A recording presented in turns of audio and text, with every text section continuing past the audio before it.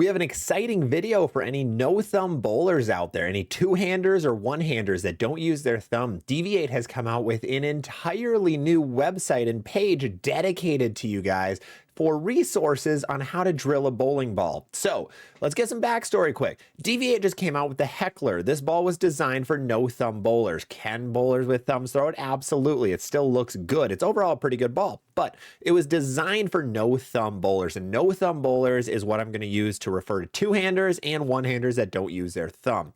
You guys both don't use your thumb, so hence no thumb.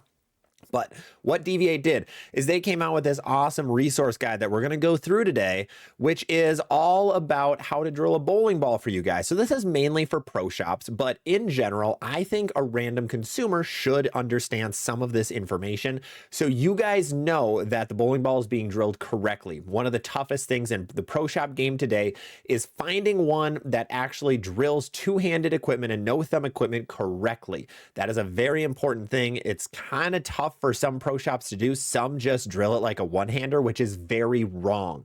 That will make your ball roll really weird, and to get optimal ball performance, you're going to want what we talk about today. So let's get right into it. Make sure to drop a sub if you're new here. By the way, we go through a ton of bowling content on this channel, but let's do it. So they say the fastest growing and most exciting category is the no thumb and two-handed bowlers. This is what you need to maximize your style. So first thing they do is they talk about these drill areas. So the dualistic core is larger than the typical core. It has defined areas built into the design for the two finger holes to hit specific core parts to change the numbers and reactions more dramatically than a typical core. So the core was designed for no thumb bowlers. Very interesting. This is, I believe, the Heckler core, but let's get into the tools and guides. I believe this is going to be a page that they update regularly. Now, this was created when the Heckler came out, so it's very, very new. I haven't seen anyone else actually cover it either, but if you buy a DV8 Heckler, you're going to see a QR code on the side of it, and it takes you to this website. Kind of cool play on DV8's part, but we have three main videos here. We have three main pages. We have no thumb dual angle converter tool, asymmetrical and symmetrical. Then we have asymmetric dot to center of grip distance and symmetrical dot to center of grip distance. So for anyone who watched our 2LS layout video, center of grip might sound very familiar to you. That is something that Storm has discussed in their 2LS layout system. So this is a distance that matters a ton for any of our no thumb bowlers. When you drill a thumb in a ball, it is a massive weight that's being taken out of it, so it changes the numbers pretty dramatically. For a no-thumb bowler, you're only drilling fingers and that's it. So really, this distance matters in the former vertical axis line that was very apparent in the dual angle system. But we're going to start with the second one, which is the asymmetrical dot to center of grip distance guide. So what this means is by dot, they really mean the pin. So it's pin to center of grip distance. So this is what that number means in Brunswick's new system that they don't have a name for, but they really just want you to do dual angle and then convert it. But let's look at these distances. So this is just like Storm's, by the way. Everything's virtually identical. So what the center of grip distance does is it changes your differential of the bowling ball. So as they mentioned early, 1.5 inch dot to cog control, least differential and least asymmetry for the longest and smoothest shape. What this does is it causes the ball to both flare less and basically act like a symmetrical bowling ball. So if you have an asymmetrical ball, you do this and it makes it more symmetric. It gives you a best four, controlling ball motion for rev dominant players, lighter oil volumes, or higher friction surfaces. Very cool. I'd recommend this if you have a problem with keeping a bowling ball on the lane and not hooking too much. Then going down the list, we have our smooth benchmark at 2.5 inches, all-purpose ball motion for rev dominant players, or a controllable option for speed dominant. 3.5 inches, we have dot to cog, which is the generic regular benchmark. Now, like Storm mentioned, 3.5 inches is basically what it takes for the differential to stay exactly what it says it does on the box. This is my recommendation unless you want to do something unique to the bowling ball.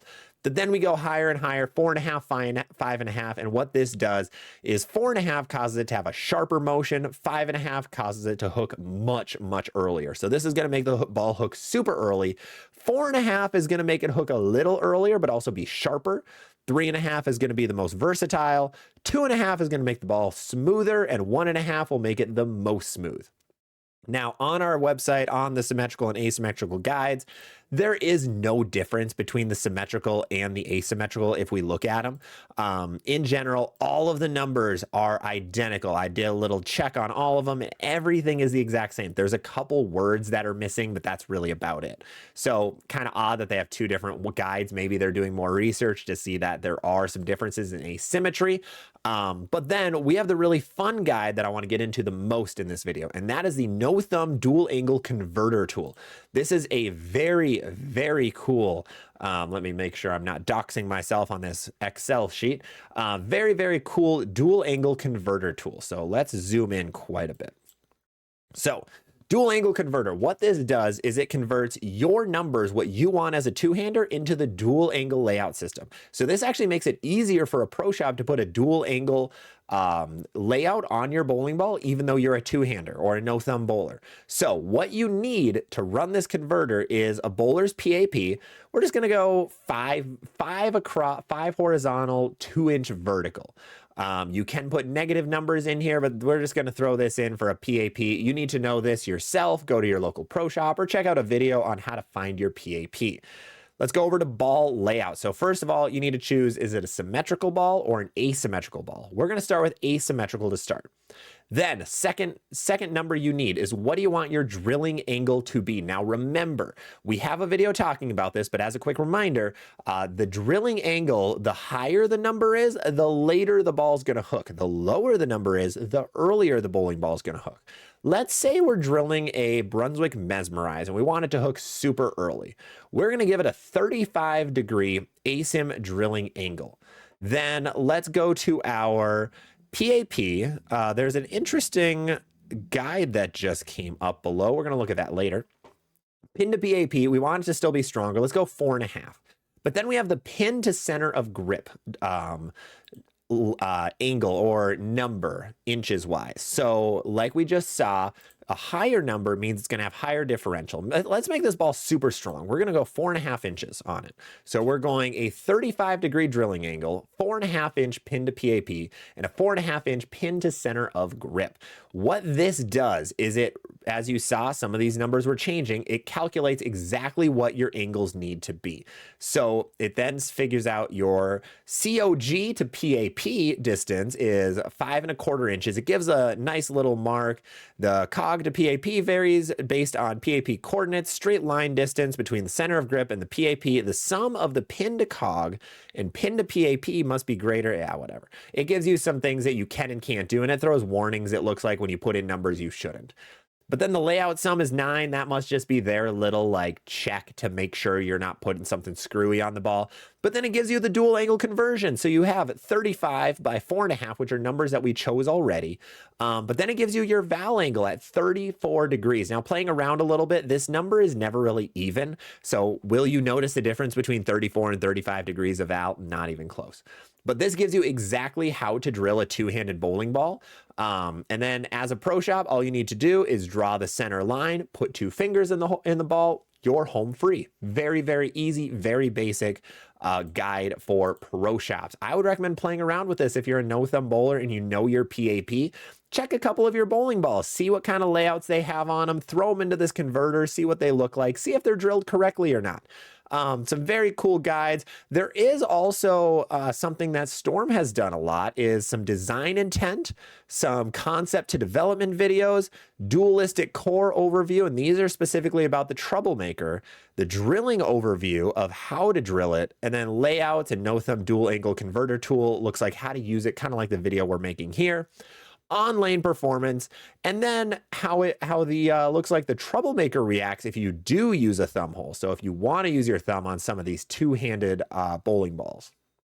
And they list the 3 total bowling balls that they have on here, the Heckler, and then the 2 troublemakers, the original and the troublemaker Pearl. So DV8 is really going to take the bull by the horns on a lot of no-thumb layouts, no-thumb designs, no-thumb ideas. They are really becoming the no-thumb company from Brunswick, which is very, very cool. But if you're a no-thumb bowler, I highly recommend checking out this website. I will have the link in the description below if you want to go check it out yourself. Otherwise, go buy a Heckler, and there's a QR code on the box. box if you want to do it that way. Otherwise, make sure to subscribe if you enjoy videos like this. Drop a like if you haven't. It helps me out a ton to get our videos out to more bowlers like you. Otherwise, I will see you on the next one.